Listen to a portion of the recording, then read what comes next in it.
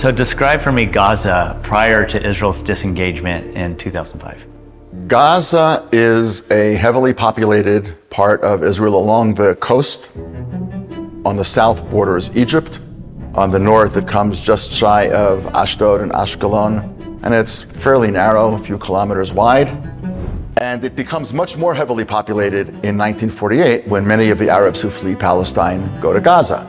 There were already Arabs there, some of them had family there, so the Arabs fled to various places. They fled to Lebanon, they fled to Syria, they fled to Jordan, they fled to Gaza. Gaza is basically owned and controlled by Egypt until 1967. It's part of Egypt. In other words, if you wanted to go in and out, you could. In 1967, is a six-day war. Israel's attacked by Egypt, Jordan, and Syria. Within the first few hours of the war, Israel has knocked out the entire Egyptian Air Force on the ground before it took off. So the war was over kind of before it started, and within 6 days, Israel wins the war, and it triples its size. Israel comes into possession of substantial lands, the Sinai Peninsula in the south, the Golan Heights in the north, and the West Bank and the Gaza Strip in the center. Now begins to slowly emerge the political idea that Israel's Arab neighbors will understand that there's no defeating the Jewish state by force, they will have to sue for peace, and that Israel has all these territories that it can use to sweeten the deal. And this is the birth of the idea of land for peace. In negotiations which will resolve the final status of the West Bank and Gaza. Eventually, Israel and Egypt are going to reach a peace treaty. By 79, the deal is signed, and Israel pulls out of the Sinai. Israel says to Sadat, and take Gaza too. Sadat's not stupid. It's a radicalized population. It's a very dense population. Sadat is worried about what will today become the Muslim Brotherhood, but those earlier seeds of Muslim radicalism. He doesn't want the Gaza Strip. He goes, no, you just I don't want that. We're drawing the line where it is. I'm going to take the Sinai, but I'm not taking Gaza back. Israel's kind of stuck, quote unquote, holding on to Gaza. Now, it's important to remember, Gaza did not always look anything like it looked like now. When I was a kid in 1969 to 1971, my parents, I remember with them just getting in the car, driving into Gaza. You'd see other Israelis. They were buying bread, they were having falafel, they were having hummus. It was a completely porous border, and it was not considered in the least bit dangerous. We had very normal relations with the Gazans. They were like normal Arab communities in Israel that we have all throughout Israel. Jews from the communities outside of the Gaza Strip along the area here in the south, they would go actually and shop in Gaza. They would go to the beaches and vice versa. Gazans would come over here and purchase items that they can't get there and so on. Now, the 90s were the decade really of land for peace. Israel signed a peace agreement with Jordan when Jordan gave up its claim to the West Bank. It negotiated with Syria over the Golan Heights, and the highlight is the negotiations with the Palestine Liberation Organization over the future of the West Bank and Gaza. The notion that the Arabs of the land, now having taken the name of Palestinians, they will get something in the West Bank and Gaza. They will have sovereignty, the sovereignty that they previously rejected, and this will bring peace. As part of the agreements that begin to build this idea, known as the Oslo Accords, the Palestinians are giving about 80% of Gaza, and they begin to establish themselves in the West Bank. The idea at Oslo was to go phase by phase and build trust. What actually happened was that Gaza became a safe haven for terrorists.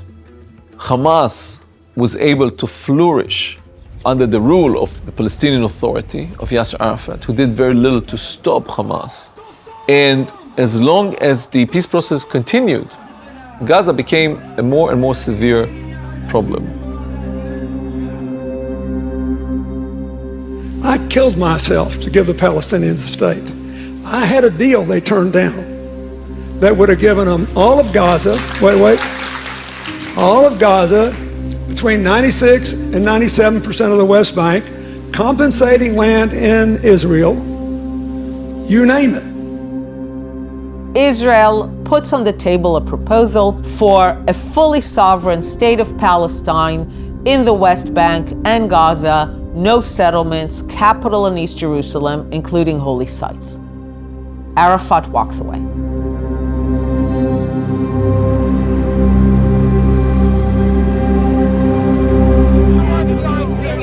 Ariel Sharon, Israel's hardline opposition leader, visits Jerusalem's Temple Mount. His visit to the sacred site, claimed by both Jews and Muslims, sparks violent clashes between Israelis and Palestinians.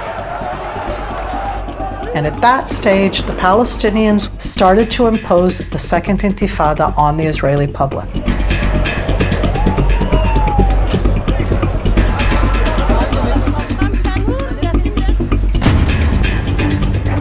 There were terror attacks in every single city throughout the state of Israel. 1,420 Israelis were killed over a 3-year period, and those attacks were happening at the heart of Tel Aviv, Jerusalem, Haifa, Afula, all of the cities that you've never heard of.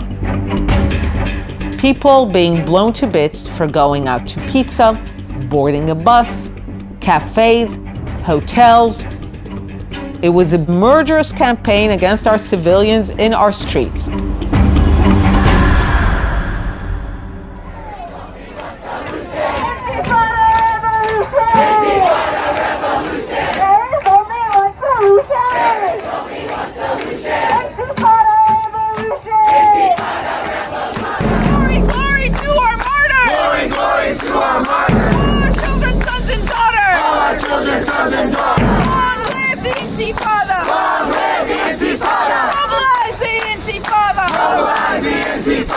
Today, people try to pretend that Intifada is just this gentle shaking off idea and therefore globalize the Intifada, don't be worried.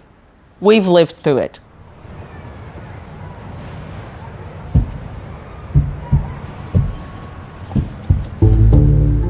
Jewish communities that were peppered along the Gaza Strip would have continuous attacks where terrorists would try to infiltrate into the communities and slaughter Jews.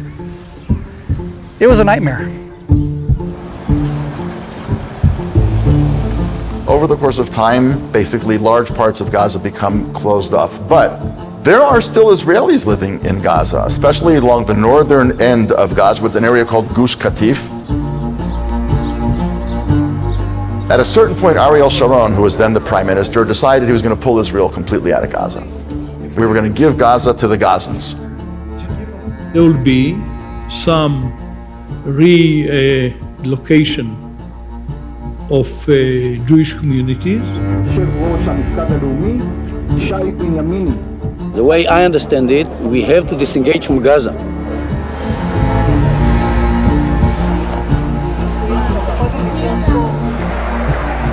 Back then, the atmosphere in Israel was, and I remember because I was 15, everyone was talking about that this is going to be the path for peace. This is how a Palestinian state is going to be established.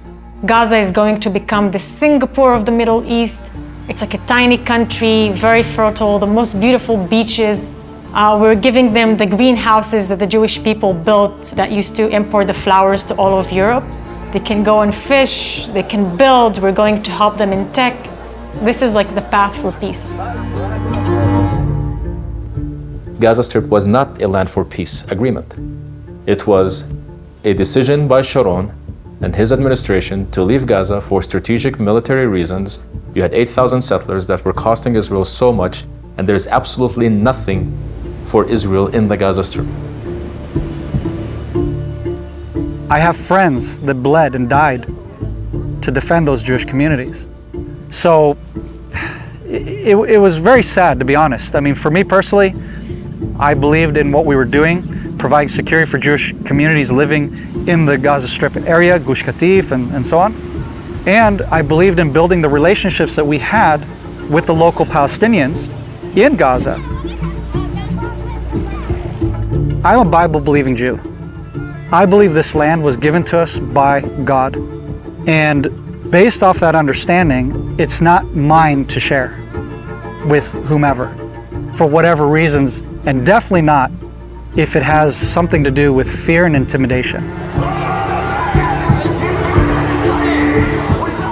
The leadership of the Palestinian people did not show any willing to taking any peace steps, and we have to pay the price for it. It's something which is unspeakable all around the world. Imagine tourists come into your country and they terrorize your leadership and they tell you to go because they are frightened of them. So this is kind of a surrender to terror, and we cannot agree with it.